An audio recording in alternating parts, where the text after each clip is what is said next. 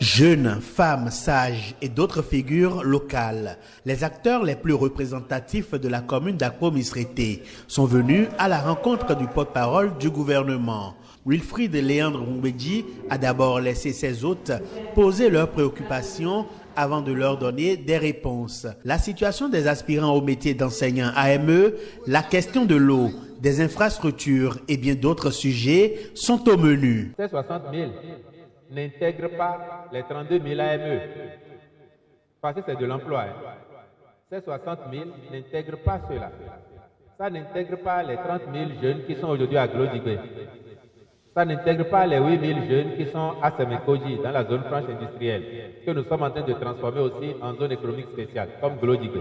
Le porte-parole du gouvernement est ferme devant ses interlocuteurs d'Akpo-Misrété. Les anciennes pratiques qui arriéraient le Bénin sont du passé. La transparence dans les concours à la fonction publique, l'assainissement des finances et bien d'autres actes positifs sont au compteur des actions du gouvernement de la rupture. Aujourd'hui, il y a plus de 13e département.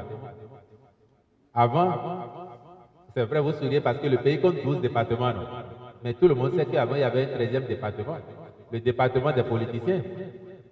Et quand on fait un concours, ce sont les enfants qui réussissent, ce sont les militants qui réussissent en priorité.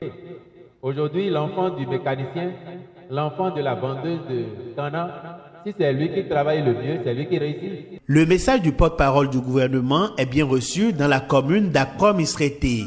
Les zones d'ombre sont éclaircies pour permettre une lisibilité sans filtre du travail gouvernemental en faveur des populations. Par rapport aux infrastructures, par rapport à l'assainissement aussi, c'est pas mal.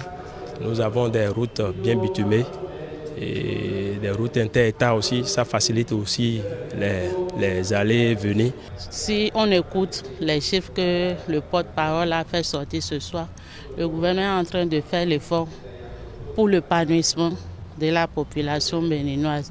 C'est vrai qu'il reste encore des choses à faire. Le porte-parole du gouvernement nous apporte la lumière sur un certain nombre de choses. J'avoue, l'activité elle est excellente.